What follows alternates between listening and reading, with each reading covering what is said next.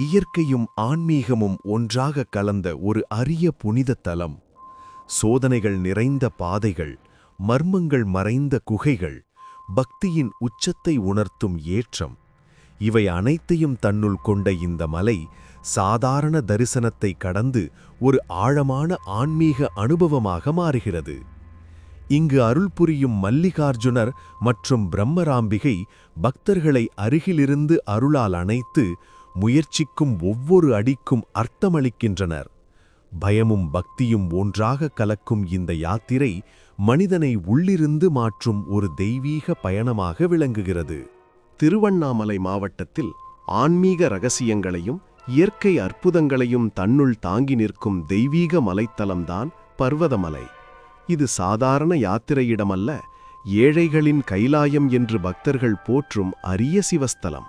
கைலாசம் உடன் ஒப்பிடப்படும் இம்மலையில் மல்லிகார்ஜுனர் சிவலிங்கமாக அருள் புரிந்து அவருடன் பிரம்மராம்பிகை அன்னை பக்தர்களுக்கு அருள் வழங்கி வருகிறார். புராணக் கதைகளின்படி சிவபெருமான் கைலாசத்திலிருந்து திருவண்ணாமலை நோக்கி வந்தபோது தனது முதல் காலடியை பர்வதமலையில் வைத்ததாகவும், அந்த தெய்வீக அழுத்தத்தை தாங்க முடியாமல் மலை சற்றே தாழ்ந்ததாகவும், பின்னர் இரண்டாவது அடியை திருவண்ணாமலையில் வைத்ததாகவும் நம்பப்படுகிறது. இந்த நம்பிக்கையே இம்மலையின் தெய்வீக பெருமையை உயர்த்துகிறது. மலையின் அடிவாரத்தில் அமைந்துள்ள பச்சையம்மன் கோவில் மிகவும் தொன்மையான தலமாக இருந்து அங்கு அன்னை பார்வதி பச்சையம்மன் எனும் திருநாமத்தில் அருள் புரிகிறார். கோவிலின் வெளிப்புறத்தில் சப்தமுனிகள் கம்பீரமாக எழுந்தருளியிருப்பதும் இந்த தலத்தின் புனிதத்தை உணர்த்துகிறது. இங்கு வழிபட்டு மலையேறும் பக்தர்கள் வீரபத்ரர், துர்க்கையம்மன், ரேணுகாதேவி, சப்த கன்னியர் போன்ற பல தெய்வங்களின் அருளையும் பெறுகின்றனர். பர்வதமலை ஏறுவது உடல் வலிமையையும் மன உறுதியையும் சோதிக்கும் ஒரு ஆன்மீக பயணம். விஸ்வாமித்திரர் குன்றி எனப்படும் இடத்திலிருந்து மேலே நோக்கி பார்த்தால் மலை உச்சியிலுள்ள கோவில் தெளிவாக காட்சியளிக்கும். மேலும் பாதையில் ஓடும் சுனைநீர், பசுமையான இயற்கை சூழல், மேகங்கள் மலை மீது இறங்கி வருவது போன்ற காட்சிகள் பக்தர்களுக்கு சொர்க்க அனுபவத்தை அளிக்கின்றன. ஆனால் இந்த பாதை மிகவும் கடினமானது. சில இடங்களில் பாறைகளில் பதிக்கப்பட்ட இரும்பு கம்பிகளை பிடித்தே மேலே செல்ல வேண்டிய சூழல் இருக்கும். தவறினால் ஆபத்து ஏற்படும் வாய்ப்பும் உண்டு. இருந்தாலும் பக்தர்கள் இறைவனை தரிசிக்க வேண்டிய ஆசையால் இந்த சிரமங்களையெல்லாம் கடந்து செல்கின்றனர். மலை உச்சியில் உள்ள கோவில் மிகவும் எளிமையானதாயிருந்தாலும் அதில் நிறைந்திருக்கும் தெய்வீக சக்தி அளவிட முடியாதது. மல்லிகார்ஜுனர் கிழக்கு நோக்கி சிவலிங்க வடிவில் எழுந்தருளியுள்ளார். இவரை காரியாண்டிக் கடவுள் என்றும் அழைக்கின்றனர். இங்கு பக்தர்களை அபிஷேகம் செய்து பூஜை செய்யலாம். பூசாரிகள் இல்லாமல் பக்தர்களுக்கும் இறைவனுக்கும் நேரடி தொடர்பு கிடைப்பது இந்த தலத்தின் மிகப்பெரிய சிறப்பு. பக்தர்கள் கொண்டு வரும் மலர்களால் சிவலிங்கம் முழுவதும் மூடப்பட்டிருக்கும் காட்சி மிகவும் அழகானது. மேலும் கருவறை சிறியதாக இருப்பதால் பக்தர்கள் நெருக்கமாக நின்று தரிசனம் செய்ய வேண்டிய நிலை உருவாகிறது. இது பக்தர்களுக்கு ஒரு தனித்துவமான ஆன்மீக அனுபவத்தை அளிக்கிறது. அங்கு அன்னை பிரம்மராம்பிகை தனிச்சன்னதியில் அருள் புரிந்து அருகில் விநாயகர் மற்றும் முருகன் ஆகிய தெய்வங்களும் பக்தர்களுக்கு அருள் வழங்குகின்றனர். பர்வதமலை திரிசூலகிரி, நவிரமலை, சஞ்சீவிகிரி, தென்கைலாயம் போன்ற பல பெயர்களால் அழைக்கப்படுகிறது. மேகங்கள் கோவிலின் மீது வந்து மெதுவாக நகரும் காட்சி பக்தர்களுக்கு ஸ்வர்க்க அனுபவத்தை தருகிறது.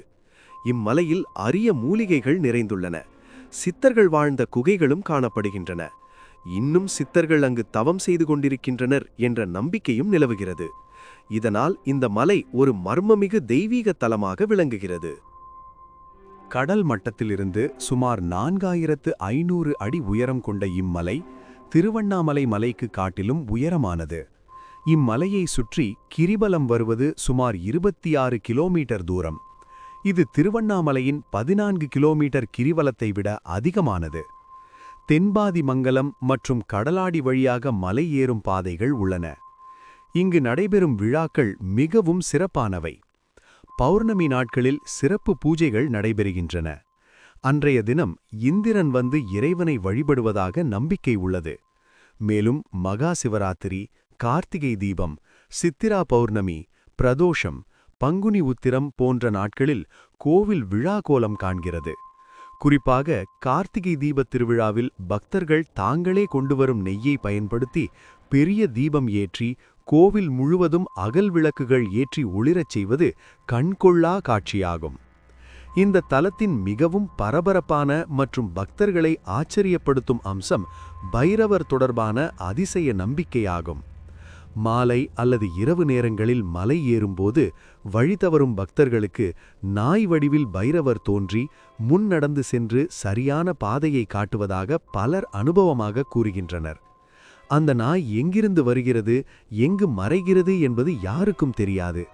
ஆனால் அது பக்தர்களை பாதுகாப்பாக வழிநடத்தும் வரை அருகில் இருந்து பின்னர் மறைந்துவிடும் என நம்பப்படுகிறது. சிவபெருமானின் காவல் தெய்வமான பைரவர் இவ்வாறு பக்தர்களுக்கு துணையாக இருப்பதாக இந்த நம்பிக்கை வலுவாக நிலவுகிறது. பர்வதமலை ஆன்மீக பலன்களால் நிரம்பிய தலம். இங்கு ஒரு நாள் பூஜை செய்தாலே வருடம் முழுவதும் பூஜை செய்த பலன் கிடைக்கும் என்று நம்பப்படுகிறது. தியானம் செய்தால் ஞானம் கிட்டும். விரதத்துடன் வந்தால் வேண்டியவை நிறைவேறும். அடிக்கூறு லிங்கம் திருவண்ணாமலை என்று சொல்லப்படுவது போலவே பிடிக்கூறு லிங்கம் பர்வதமலை என்று பக்தர்கள் கூறுவது இதன் மகத்துவத்தை வெளிப்படுத்துகிறது. மலை மேல் தங்கும் வசதிகளும் தற்போது உள்ளதால் பௌர்ணமி இரவுகளில் பக்தர்கள் கூட்டம் அதிகரித்து மலை முழுவதும் ஆன்மீக உற்சாகம் நிரம்பி நிற்கிறது. அடிவாரத்தில் உள்ள மௌனகுரு ஆசிரமம் பக்தர்களுக்கு தங்கும் வசதி மற்றும் அன்னதானம் வழங்குகிறது. ஒருமுறை பர்வதமலை ஏறி மல்லிகார்ஜுனர் மற்றும் பிரம்மராம்பிகை தரிசனம் செய்தால் அந்த அனுபவம் வாழ்நாளில் மறக்க முடியாததாக மாறும். அது ஒரு சாதாரண பயணமல்ல, ஆன்மாவை தூய்மைப்படுத்தும் தெய்வீக அனுபவமாக மாறி மீண்டும் மீண்டும் அந்த மலைக்குச் செல்ல வேண்டும் என்ற ஆசையை மனதில் விதைக்கும் என்பது உறுதி. நீங்கள் இந்த பர்வதமலைக்கு சென்றிருந்தால் நம்ம சேனலை சப்ஸ்கிரைப் பண்ணிட்டு மறக்காம உங்க அனுபவத்தை கமெண்ட்ல சொல்லிட்டு போங்க.